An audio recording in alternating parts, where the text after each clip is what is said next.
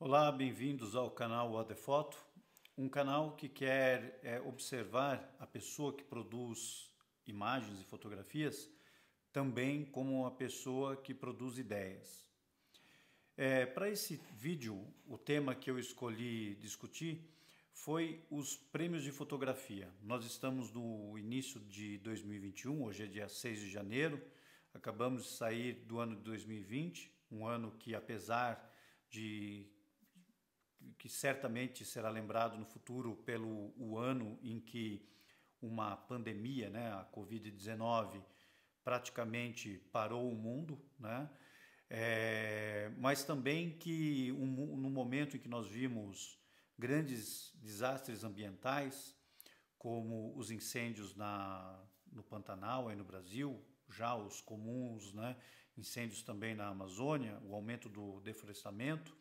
Também vimos os incêndios na Austrália, vimos as eleições americanas que sacudiram e ainda hoje, né, hoje é um dia fundamental para ainda das eleições, que sacudiu a democracia americana. Vimos também o assassinato de Soleimani no Iraque pelos Estados Unidos. Enfim, vimos a guerra de Nagorno-Karabakh, uma guerra um vulcão, né, que estava adormecido desde a década de 90. Vimos as manifestações contra o racismo, tanto em várias partes do mundo, mas também aí no Brasil. Enfim, né, esse ano de 2020 certamente será lembrado principalmente pelo Covid, mas é um ano onde muita coisa aconteceu. E certamente fotógrafos e fotógrafas produziram, documentando todos esses eventos, né? Produziram muito material, eu acredito que muita imagem tenha sido produzida com muita qualidade, e é natural que agora, nesse momento, no início do ano, todo início de ano, esses fotógrafos e fotógrafas estejam buscando o reconhecimento, né, o reconhecimento por aquele trabalho que todos eles produziram.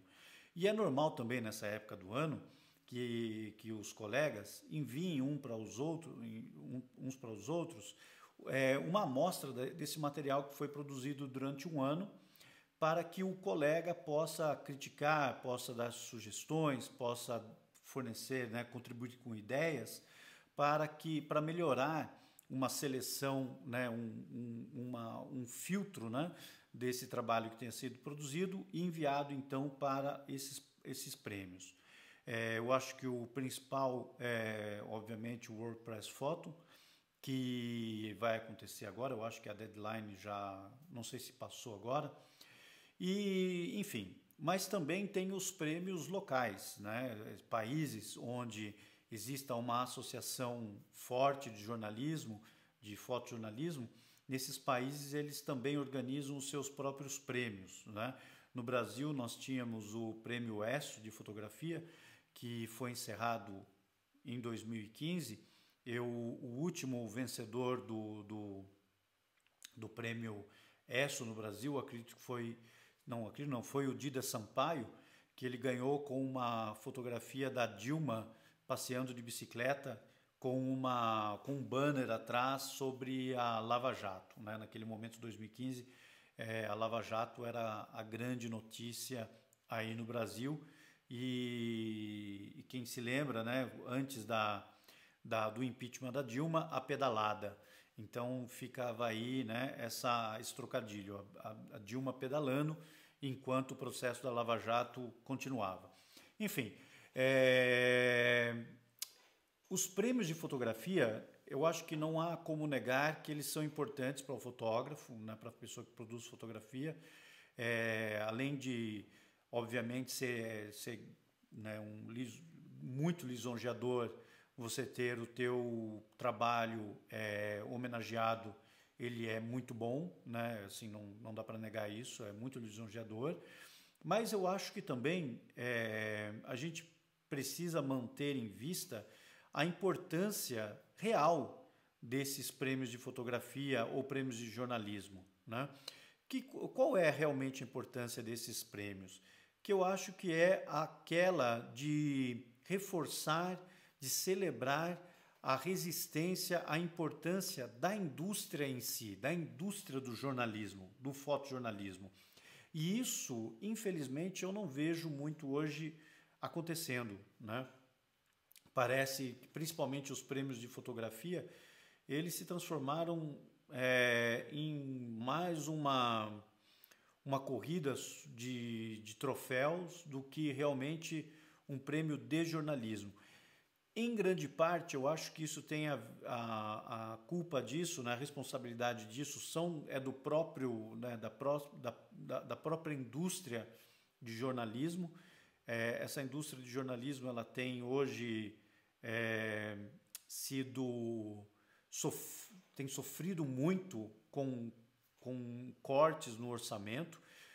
O ano de 2020 eu acho que ele também vai ficar marcado como o ano em que definitivamente os jornais e revistas, né, eles perderam uma parte muito substancial do orçamento que eles tinham, que vinha de anúncios publicitários, né? Hoje as empresas que querem fazer anúncios, elas já não precisam mais necessariamente negociar diretamente com o jornal ou com a revista, ou enfim, ou com o site, o canal de televisão. Eles podem negociar com o Google, Facebook ou essas grandes empresas que de alguma forma blindaram, né, para si os canais de acesso à internet.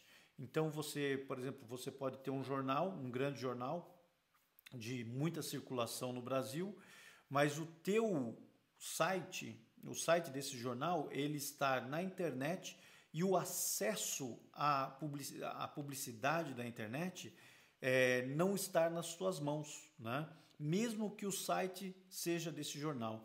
Então, esse intermédio entre Google e Facebook tirou... eu tenho falado com pessoas que trabalham em jornais, né, jornalistas, pessoas da administração, enfim, editores, e houve uma perda, em alguns casos, de 60%, 70% da arrecadação. O número de leitores aumentou, né, mas o número de anúncios diminuiu muito, né? E a pessoa pode perguntar, mas o número de leitores aumentou, isso não pagaria o jornalismo? Paga em parte, mas nunca foi a principal fonte de renda de qualquer meio de comunicação jornalística. Não, nunca foi. Sempre foi realmente o anúncio, né, que manteve o jornalismo andando, né? Enfim, dito isso, você tem também, quando os jornais e revistas, eles têm menos orçamento para enviar os seus fotógrafos, jornalistas para fora, né, saírem para produzir jornalismo, você tem, obviamente, um número muito menor de pessoas com reais condições de produzir um trabalho de qualidade, porque jornalismo é caro, produzir jornalismo é muito caro. E nesse ano eu vi jornalistas, os fotógrafos, principalmente os fotógrafos freelancers, tem havido, né, nós falamos hoje sobre diversidade, acesso aos meios de comunicação, enfim. Mas eu acho que se tem uma profissão que realmente mostra que a diversidade ela tem cada vez menos relevância, é o fotojornalismo. O fotojornalismo, hoje eu acredito que para uma pessoa de classe média, e aí eu estou dizendo classe média não no sentido brasileiro, né? Porque no conceito brasileiro, classe média muitas vezes é vista já como uma pessoa rica, né? Mas até mesmo uma pessoa de classe média, eu acho muito difícil que essa pessoa dê início na carreira de fotojornalista, se ela precisar pagar as suas contas enquanto fotojornalista. É muito, muito difícil. É muito difícil. Então eu vejo os profissionais, e aí eu não estou falando sobre a qualidade do trabalho que eles estão fazendo, absolutamente não. O trabalho não é a qualidade, mas eu vejo pessoas que cada vez mais o fotojornalismo ele tem sido dominado por pessoas que, fortunadamente, elas têm condições de bancar por si próprias os seus trabalhos, e isso é muito importante, né? Pensar, né? Eu acho que é muito importante que nós possamos criticar isso, não para criticar a qualidade do trabalho que essas pessoas estejam produzindo, mas para criticar a qualidade de toda a informação que nós estamos consumindo.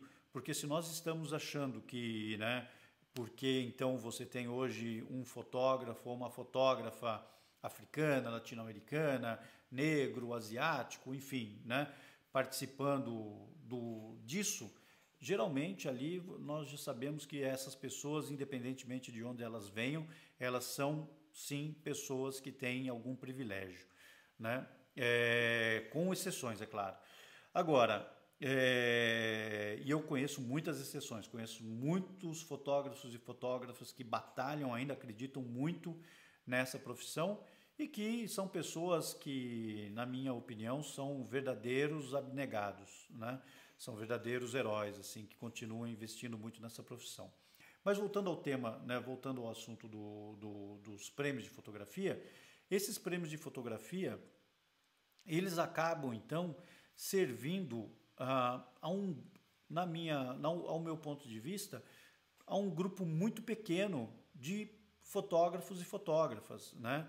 Porque esse grupo pequeno que já sai com muita vantagem, porque conseguem se manter por muito tempo produzindo o que eles produzem, eles acabam tendo, sem dúvida nenhuma, muita vantagem. Isso não é só... esse problema não se reflete só no fotógrafo, na fotógrafa, no profissional. Se reflete também nos veículos que estão ali sendo ou não premiados. Por exemplo, no Brasil hoje, eu acho que é muito, muito difícil que um jornal brasileiro tenha produzido, tenha chances de participar na linha de frente de prêmios como World Press Photo e outros prêmios.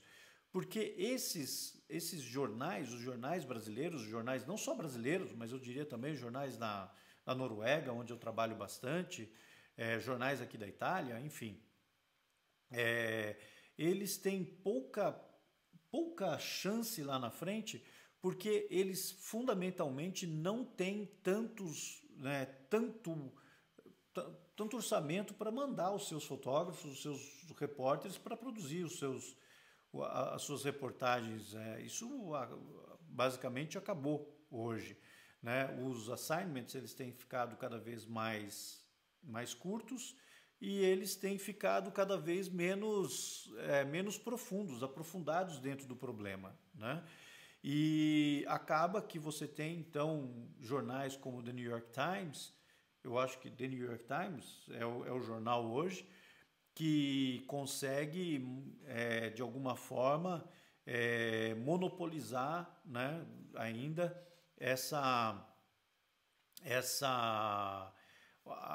esse mercado, o mercado de jornalismo. Por exemplo, eu estive conversando recentemente com um amigo editor, né, da Dinamarca, e ele falou, olha, a Dinamarca nós somos, né, 5 milhões de pessoas, os Estados Unidos são 300 milhões de pessoas, então dessas 5 milhões de pessoas aqui na Dinamarca, 90% dessas pessoas falam inglês.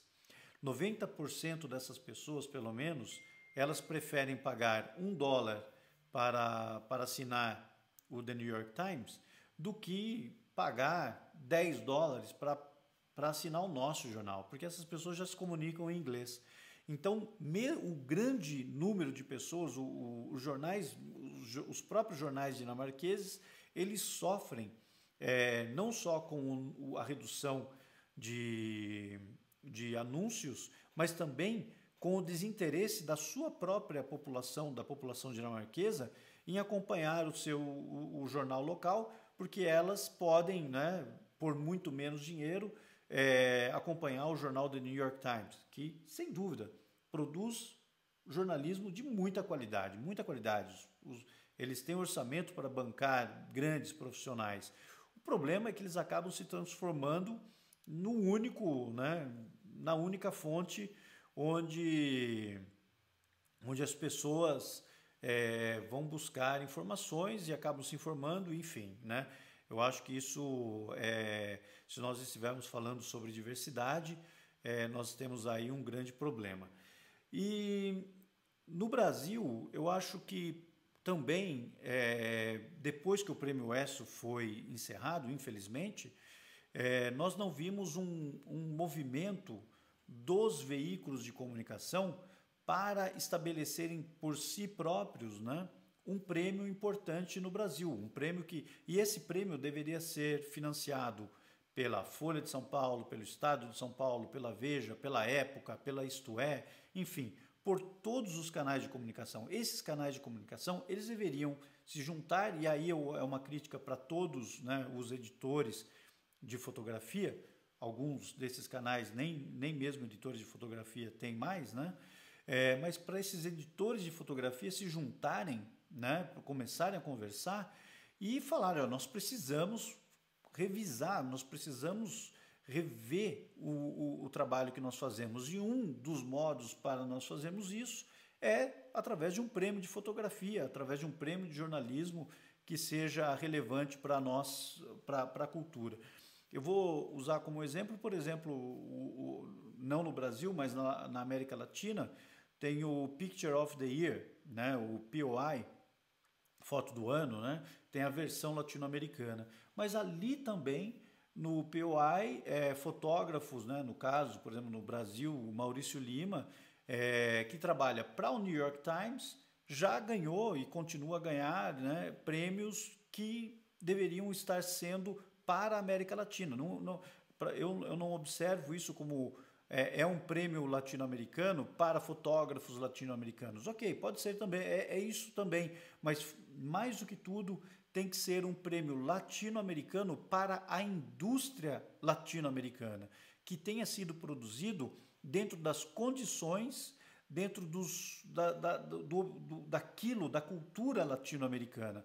Porque produzir um trabalho na América Latina para um grande jornal norte-americano que consegue hoje reter, né, enfim, né, é um bottleneck, né, um gargalo, né, hoje no jornalismo, e ganhar prêmios ali, eu acho que tá fácil, né, não contribui, absolutamente não contribui para o jornalismo latino-americano, né? Então é isso, eu acho que os prêmios de fotografia eles são muito importantes, porém hoje eu acho que eles perderam, né, a sua real importância, que é, como eu disse, fomentar, reforçar, homenagear a indústria do jornalismo local.